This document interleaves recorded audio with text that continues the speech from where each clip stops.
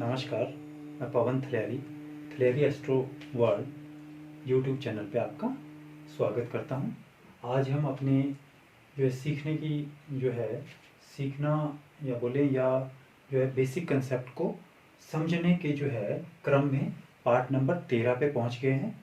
जो इस वीडियो पे डायरेक्ट आए हैं उनसे मुझे मेरा निवेदन है कि वो क्रम संख्या 1 से देखें, तो आपको सारे ही फलित ज्योतिष से संबंधित जो शंकाएं हैं या आप सीखना चाहते हैं तो आप बहुत आसानी से जो है सीख सकते हैं हमारे वीडियोस को देख के। उसमें मैंने सारा लिख के भी रखा है इस पे बोर्ड पे, और वीडियो से समझाया भी, मतलब मैं समझा भी है, तो जिससे जो है आप आसानी से आपकी सारी जो डाउट्स है वो क्लियर हो जाएंगे। तो जैसे मैंने पिछले वीडियो में कहा था कि आज हम भावात भावम नियम, क्योंकि जब हमने फलादेश फाइनल फलादेश करना है, पूर्ण कुंडली का फलादेश करना है, तो हमें क्या चाहिए, हमें भावात भावम नियम भी आना चाहिए, हमें अष्टम द्वादश थ्योरी का भी पता होना चाहिए कि ये द्वितीय और सेवंथ स्थान मार्ग क्यों, जो हमने पिछले में पढ़ा। हमें हर एक चीज़ आनी चाहिए, ग्रहों की दृष्टि देखनी आनी चाहिए, कारक योग कारक मार्ग देखने आने चाहिए, हमें अस्त देखना आना चाहिए, हमें हर एक चीज़ आनी चाहिए, फिर ही हम पूर्ण फलादेश कर पाएंगे। तो अब हम काफ़ी नज़दीक पहुंचते जा रहे हैं और हम एक दो पार्ट्स के बाद जो हम पूर्ण फलादेश पे आ जाएंगे। तो भावात भावम नियम, ये जो है आज का जो विषय है छोटा होगा लेकिन बहुत ही इम्पोर्टेंट है। इससे जो है कई बार हम जो है कई ज्योतिषी जो है इसको भूल के बड़ी भूल कर लेते हैं, मतलब इसको ना यूज करते हुए इसके बिना जो है हम सही फलादेश, और संक्षिप्त में मैं कहना चाहूँ तो अगर हम ये नियम ना लगाएं तो हम जो है सही फलादेश नहीं कर पाएंगे और हमारे से चूक हो जाएगी फलादेश करने में। तो इसको समझना बहुत आवश्यक है, क्योंकि इसको हमने लगाना ही लगाना है हर एक फलादेश करते वक्त। जब हम भाव भावेश और कारक की बात करेंगे तब हम वहाँ पे एक ये भी नियम, ये भी हम साथ में जोड़ेंगे इसको, भावात भावम नियम के अनुसार फिर से हम जो है भाव को देखेंगे और कारक को देखेंगे। ठीक है, तो इसको ये है क्या पहले ये समझते हैं और फिर इसको फायदा क्या है लगाने का। भावात भावम नियम, अब कुंडली को तो इस पे तो बताने की जरूरत नहीं है, सब जानते हैं कि जो लगन है वो जिस जो भी लगन में राशि है वो उस कुंडली के लिए जो है लग्नेश बना, उसका उस राशि का स्वामी ग्रह लग्नेश बना, और उस तरह से सारी राशियां इसमें 12 के 12 राशियां 12 भाव में फिट होगी, और उसके बाद उसमें ग्रह जिस हिसाब से जन्म के समय उनकी प्लेसमेंट होगी उस हिसाब से वो हो जाएंगे। तो भावात भावम यानी सामान्य अर्थ में भाव से भाव तक, अर्थात उतनी संख्या आगे। क्या मतलब हुआ, भाव से कोई भी भाव से भाव तक, यानी जितनी उसकी संख्या है भाव की, जिस भी भाव की संख्या, ये लिखी हुई नहीं, ये तो राशि है, ये इस पे आप गौर ना करें। भाव 12 भाव की बात करें, थोड़ा सा आपने इन चीज़ों पर कंफ्यूज नहीं होना। जब हम भाव की बात करते हैं तो आप पिछला वीडियो देखिए, हमने बिल्कुल क्लियरिटी से बारी बारी इन चीज़ों पे स्ट्रेस देके कहा है कि भाव कब बोलना है, भावेश क्या होगा, जो इसमें राशि है उसका स्वामी भावेश, 12 ये भाव थे, भावेश कारक एक जो स्थिर कारक है हर एक भाव के लिए मिला हुआ। तो हम बात कर रहे हैं भाव से, यानी अगर ये प्रथम भाव है तो इससे एक प्रथम ही एक का एक ही होता है, प्रथम उतनी संख्या आगे। अगर ये पंचम भाव है तो पंचम स्थान से पंचम, 11 नहीं सोचना है, तो राशि है इसमें 11 तो या 12, ये तो राशि है। पंचम भाव से 1 2 वहीं से गिनना स्टार्ट करते हैं कुंडली में, ये ध्यान रखना आपने, 1 2 3 4 5 यानी नवम स्थान।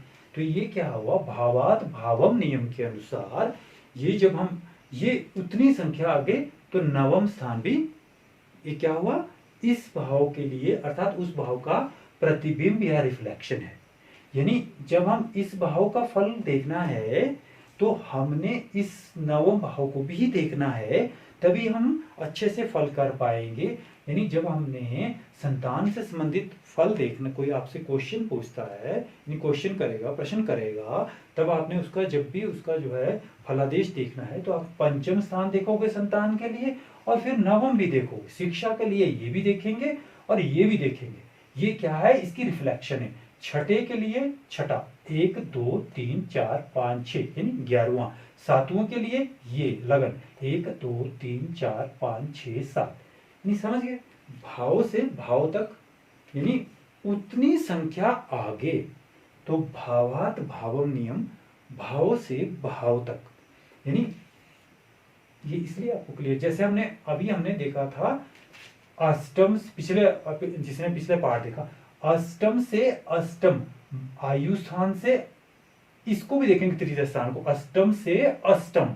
जब हमने 2 और 7 का मारक भाव समझा कि 2 और 7वां मारक क्यों है, तो 7वां तो आप समझ गए, ये तो समझ गए 7वां भाव, क्योंकि ये इसका द्वादश है। हमने बोला जब लगन की हानि यानी कि शरीर का व्यय, तो आयु का व्यय हानि यहाँ पे होगी, लेकिन दूसरा क्यों बना मारक, ये बना भावात भावम नियम के अनुसार, अष्टम द्वादश थ्योरी भी इसको बोलते हैं।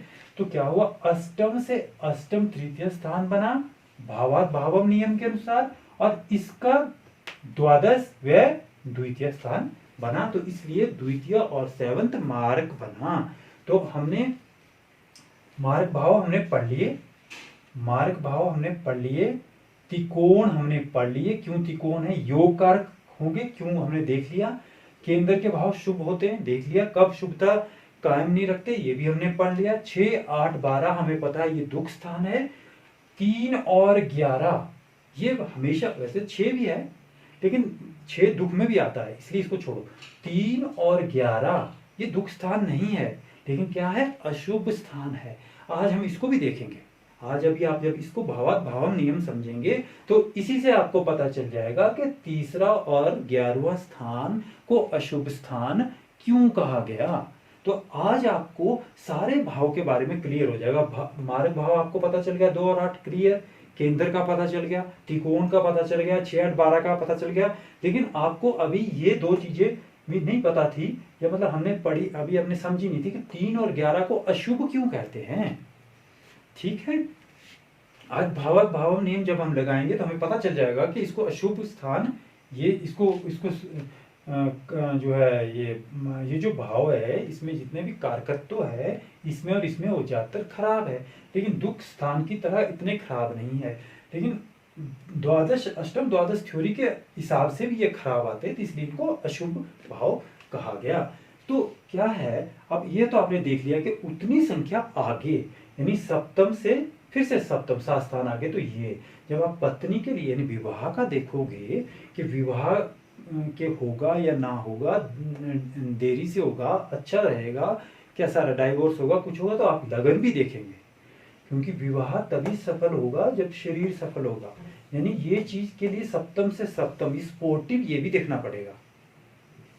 ठीक है, तो जैसे पंचम के लिए हमने देखा, अब छठा हाउस रोग ऋण शत्रु, ये बीमारी का, अगर हमने बीमारी देखनी है तो हमें लगा कि जातक जो आया वो बीमारी से संबंधित प्रश्न कर रहा है, तो हम छठा भाव देखेंगे उसकी पुष्टि करने के लिए कि ये लंबी चलेगी सच को कि नहीं चलेगी। छठे से छठा 1 2 3 4 5 6 हमने बोला था छोटी बीमारियों का ये है। तो क्या हुआ, अब आप देखो कि 11वां स्थान जो है क्यों अशुभ बना, भावात भावम नियम समझ गए आप, नियम तो हम समझ लिया।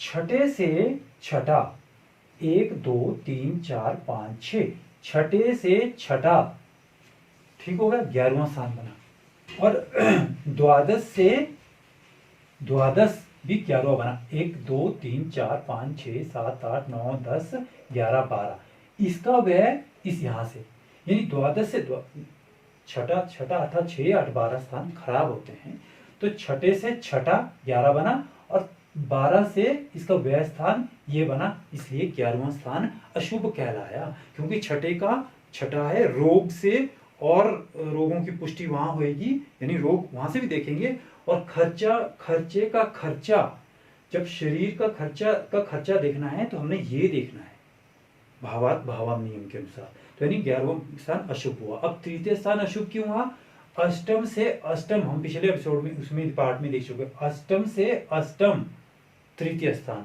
आयु, और यहां से भी आयु, तो मृत्यु, ठीक है। तो ये इसलिए ये तृतीय स्थान ये जो है मैंने यहां लिखा था, तीसरा और 11वां स्थान अशुभ है, उसका कारण 6 से 6 8 से 8 व 12 से 12।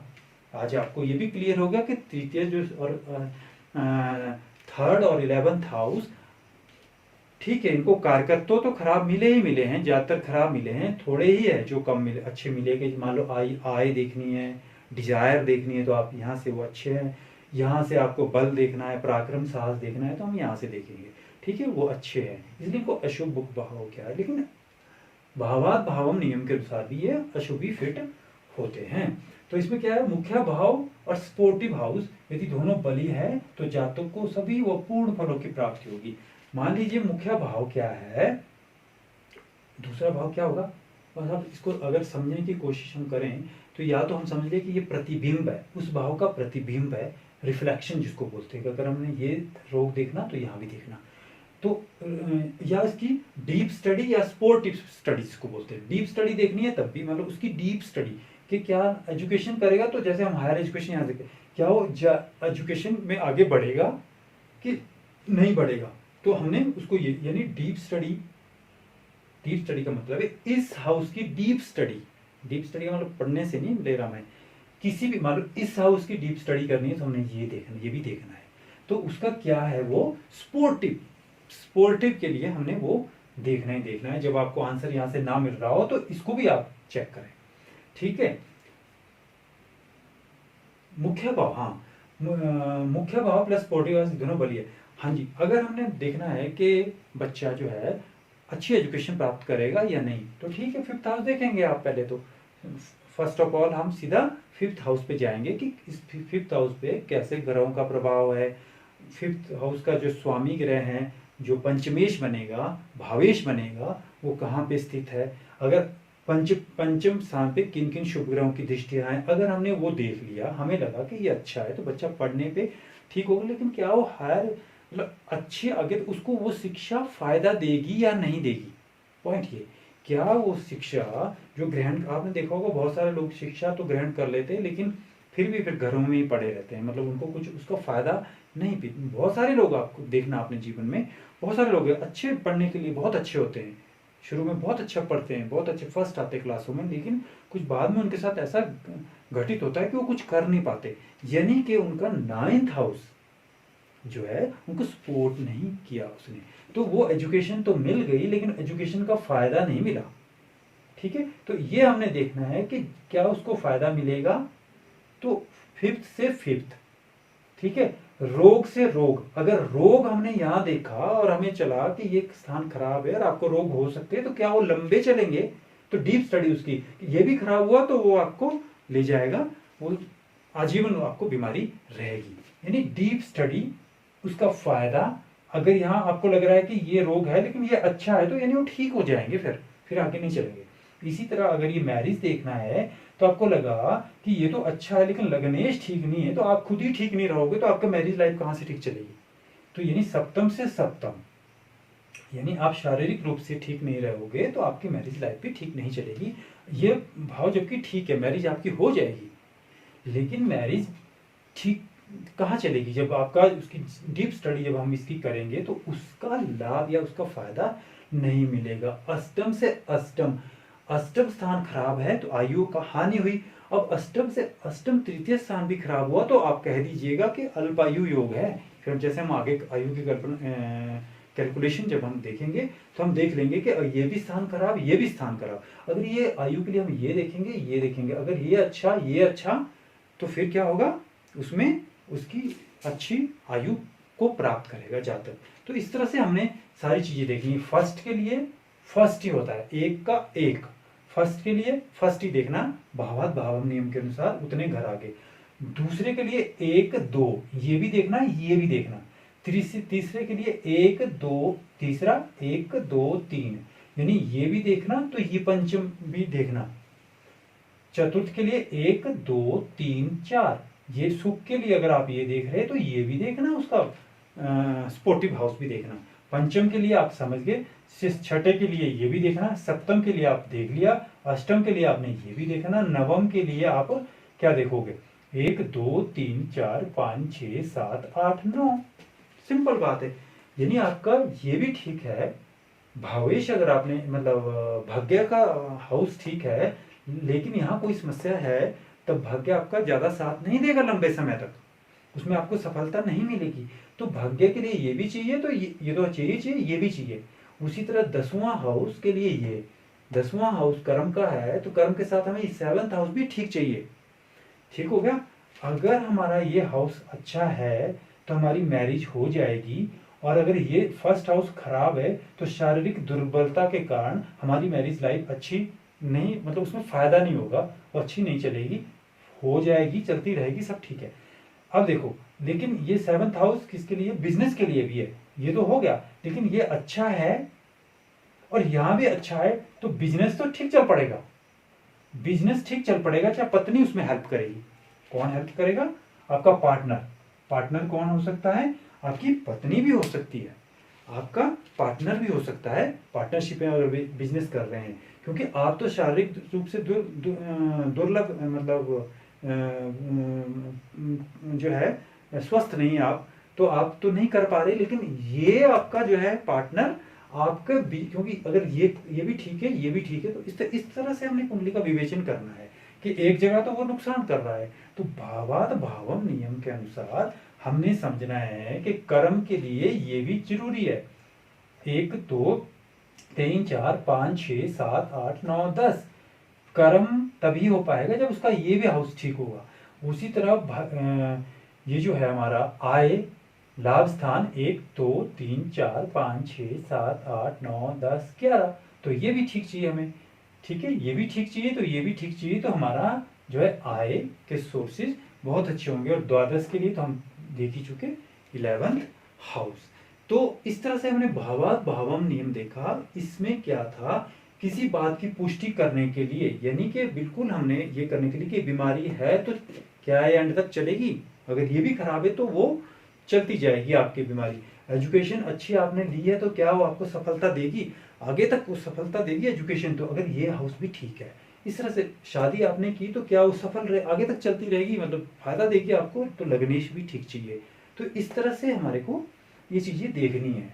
मुख्य भाव के लाभ सफलता देखने के लिए, मुख्य भाव में सफलता तभी मिलेगी जब तक उसका भाव भावेश भावात भावम नियम के अनुसार उसकी जो है जो रिफ्लेक्शन, यानी उतने हाउस आगे का जो हाउस है वो भी अच्छा होगा, तभी आपको उस भाव से संबंधित फल मिलेगा। यानी जब भी हमने फल कथन आगे करना है, जिस भी भाव से प्रश्न आएगा तो उस भाव को तो देखना है, उससे उतने भाव आगे का उसका हाउस भी देखना है, उस तरह से हम फल कर सकेंगे। डीप और स्पोर्टिव स्टडी करने के लिए यह नियम आवश्यक है, किसी बात की पुष्टि करने के लिए, मुख्य भाव के लाभ सफलता देखने के लिए। और एक इंपॉर्टेंट भाव इंपॉर्टेंट चीज एक और थी,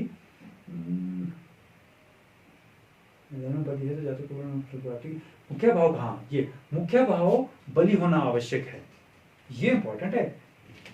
ये वाला क्या है कि ऐसा नहीं है कि हम सीधा चले गए उस पे स्पोर्टिव वाला के भावात भाव नियम के अनुसार उतनी संख्या आगे वाला हाउस देखने के लिए, क्योंकि ये एजुकेशन का है, ये उसकी डीप स्टडी या स्पोर्टिव हाउस बता रहा है कि उसमें सफलता मिलेगी। लेकिन अगर आपकी एजुकेशन है ही नहीं तो आप आगे उससे फायदा लेने की क्या सोचोगे। तो यानी मुख्य भाव पहले देखना है। ऐसा ना हो कि शादी हुई नहीं तो उसके आगे वो सफल रहेगी, अंत तक सफलता देगी, वो तो बात की बात हुई। तो यानी पहले ये हाउस ठीक चाहिए, शादी होगी हुई नहीं आपकी तो ये तो जितना मर्जी ठीक हो आगे, तो यानी मुख्य भाव का मेन रोल है। फिर उसको सपोर्ट करने, अगर आप बीमारी होगी ही नहीं यहाँ पे ठीक है आप, तो फिर आगे देखना, ये भाव चाहे खराब भी हो पड़े, छोटी मोटी बीमारी देखिए पता भी नहीं चलेगा आपको, छोटी मोटी बीमारी आती रहती है, ठीक होती रहेगी। इस भाव से कभी भी लंबी बीमारी नहीं होती, छोटी मोटी बीमारी आती है। लेकिन अगर ये भाव भी खराब है तो ये बीमारी देगा, और फिर उसको जो है सपोर्ट यहाँ से मिलेगी और वो लंबी बीमारी में कन्वर्ट हो जाएगा। यहाँ पे अष्टम खराब है, आयु कम करेगा, और ये भी खराब है तो आयु अल्पायु कर देगा। बस इस तरह से हमने समझना है कि जब आपने किसी डिसीजन पे फाइनल पहुंचना है तो आपने उस हाउस को देख के डिसीजन नहीं लेना है, क्या वो कोई चीज लंबी चलेगी एंड उसका कैसा रहेगा, उसकी डीप उस हाउस की डीप स्टडी के लिए आपने क्या करना है, उतने हाउस आगे का हाउस भी देखना है। वही भावात भावम हमारा नियम है। और मुझे आशा है कि आज आपको है हमारा बिल्कुल क्लियर अब समझ गए होंगे, क्योंकि जब हम फलादेश आगे पढ़ेंगे तो फिर हम ऐसा नहीं समझे, मैं ये मान के चलूंगा, हम ये समझेंगे कि आपको पता है, मैं सीधा देखूंगा कि हमने अगर ये सुख भाव देखना है तो 1 2 3 4, हमें यहाँ कुछ हमें लग रहा है कि ये ठीक है, लेकिन हमने आंसर उसको देने से पहले ये भी चेक कर लेना है, अगर क्या उसको सुख आज प्राप्त हो रहा है, क्या आगे तक जन उसके मृत्यु तक रहेगा वो सुख कि नहीं रहेगा सुख। तो ये चीज़ें हमने चेक कर लेनी, फिर ही उसको हमने जवाब देना है। तो ये चीज़ें हम मान के चलेंगे, जब हम फलादेश आगे करेंगे तो हम सीधा उस पर फोकस कर लेंगे, सारी चीज़ों पे हम मान के चलेंगे कि हमें सारी चीज़ें आती है। तो अब हमारे जो है ये जो है भावात भावम भी हमारा कंप्लीट हो गया, और अब इसके बाद जो है हमारे 1 2 चीज़ें बचती है कि जैसे ग्रहों की कोई, अगर जैसे मैंने कहा था कि उसकी युति है या उसका दृष्टियां हैं, वो किस तरह से इफेक्ट करती है, स्थान परिवर्तन है, यानी कोई उसका एक स्थान, कोई किसी की राशि में एक ग्रह बैठा है, दूसरे की राशि में दूसरा ग्रह बैठा है, तो उसका क्या फल रहेगा, हम उसको फल कथन में कैसे देखेंगे। ग्रहों को भी अब हमने हाउसेस तो ऑलमोस्ट कंप्लीट कर दिए, केंद्र स्थान हमने पढ़ लिए, शुभ अशुभ कब होते पढ़ लिए, त्रिकोण कोई सोचने की जरूरत नहीं, वो जो है बिल्कुल निर्विरोध रूप से जो है वो क्या है, योगकारी है, पूर्ण योगकारी। हमने देख लिया किन किन लग्नों में रहते शुक्र शनि मंगल बनते हैं पूर्ण योगकारी, तो उनको भी हमने जब भी उनकी कुंडली का विवेचन करना है तो हमें एकदम से पता चल जाना चाहिए कि ये पूर्ण योगकारी ग्रह है, और जब भी इसकी दशांतर दशा आएगी तो आप उसको कॉन्फिडेंटली कह दो कि आपका जीवन में जो है आपको आसमान की जो ऊंचाइयों को आप छुएंगे आप इस जो है अवधि में। तो इस तरह से अभी हम विवेचन करते हुए चल रहे हैं कि अब मार्ग भी हमने समझ लिए, हमने तीस तृतीया और ये भी अशुभ क्यों है ये भी समझ लिया। अब जो है हम अगर मान लीजिए ग्रहों का संबंध देखेंगे कि ग्रहों का किस तरह का संबंध बनता है, कोई दृष्टि संबंध बन रहा है, कोई युति संबंध बन रहा है, कोई स्थान परिवर्तन का संबंध बन रहा है, तो हमने उसको फलादेश में कैसे करना है, क्योंकि ये सारी चीजें इंपॉर्टेंट है। जैसे हमने डिग्री वाइज डिग्री का देखा था, डिग्री कितनी इंपॉर्टेंट थी। अगर डिग्री कोई ग्रह उच्च का आपको उच्च को लग रहा है या और वो अस्त है, ठीक है, सूर्य से अस्त है, तो फर्क नहीं कर जो किस तरह का फल करेगा। कोई डिग्री वाइज कम है तो हमने देखा था कि हम बोल रहे हैं कि जो है बुध आपकी कन्या राशि में ही उच्च का होता है, कन्या मूल त्रिकोण राशि कन्या है, स्व राशि भी कन्या है, तो हमने देखा था कि कितनी डिग्री तक वो अगर होगा तो उच्च का ट्रीट करेंगे, कितनी डिग्री का होगा मूल त्रिकोण राशि ट्रीट करेंगे, और अगर वो उससे आगे हुआ तो 0 से 15, 15 से 20 और 20 से 30 डिग्री। मैंने कहा था कि 0 से 15 डिग्री तक उच्च का, 15 से 20 तक मूल त्रिकोण और 20 से 30 तक का वो स्व राशि का ट्रीट करेंगे। तो यानी उच्च राशि का ट्रीट अगर होगा तो 100% फल देगा, नीचे अगर मूल त्रिकोण का होगा तो 75% देगा, और अगर स्व राशि का होगा तो वो क्या करेगा अपना जो है 50% देगा, और अगर मित्र की राशि में होगा फिर भी अच्छा फल करेगा। तो हमने इस तरह से हमने फिर फलादेश में आगे बढ़ना है। अब हम अगले पार्ट में, वो भी बड़ा इंपॉर्टेंट पार्ट रहेगा कि दो ग्रह अगर किस तरह से संबंध बनाते हैं, ठीक है, दो बुरे ग्रह भी क्या कर सकते हैं, दो बुरे ग्रह भी एक अच्छा रिजल्ट दे सकते हैं, या एक बुरा एक अच्छा ग्रह का संबंध अगर कुछ बन जाता है तो वो किस तरह से अच्छा फल करते हैं। कि जैसे मान लो मेरे एक के घर में, अब ये यहाँ पे शनि है, शनि के घर में क्या होता है, बृहस्पति विराजमान हो जाते हैं, और बृहस्पति का घर कौन सा है, बृहस्पति का घर ये है, या आप इसकी दूसरी राशि यहाँ है, ये तो चलो ये जो खराब हाउसेज है, लेकिन मान लीजिए आप यहाँ पे ये शनि की राशि और किसी इस यहाँ पे शनि की राशि में यहाँ पे गुरु ये आ जाते हैं, चंद्रमा आ जाते हैं, और चंद्रमा की राशि में यहाँ पे बृहस्पति चले जाते हैं, तो आपस में उनका स्थान परिवर्तन हो जाता है, तो वो किस तरह का हमारे को फायदा करेंगे, मतलब रिजल्ट में आपने फलादेश में उस तरह से किस तरह से समझना है। तो हमें आशा है कि आपको ये भावार्थ भावार्थ नियम अच्छे से समझ आ गया होगा, और इसका इम्प्लीकेशन अप्लाई कैसे करना है, इसका समझना क्या है हमने, कि मान लीजिए कोई बीमारी है तो एंड तक चलेगी कि नहीं, तो डीप स्टडी यहाँ तक। एजुकेशन है क्या उसको फायदा देगी, चलेगी आगे उसको देगी कि नहीं, मैरिज है क्या वो मैरिज सफल रहेगी, मृत्यु है मतलब आयु है या मृत्यु भी है, तो आयु कम हुई तो ये भी देखना है, अगर ये भी खराब है, अगर ये ठीक है और ये भी ठीक है तो लंबी आयु, ये खराब है ये भी खराब है तो अल्पायु, इस तरह से हमें समझना है। तो ये भावार्थ भावार्थ नियम फलादेश के लिए बहुत आवश्यक है। तो आपसे रिक्वेस्ट है कि अगर आपको अच्छा लग रहा है हमारा जो ये प्रोग्राम, तो काइंडली आप इसको लाइक करें, शेयर, सब्सक्राइब करें, ताकि जो है ये हमारी वीडियो जो है ज़्यादा से ज़्यादा लोगों देख सकें, उनको फ्लैश हो और ज़्यादा से ज़्यादा लोग इसको देख सकें। थैंक यू, नमस्कार।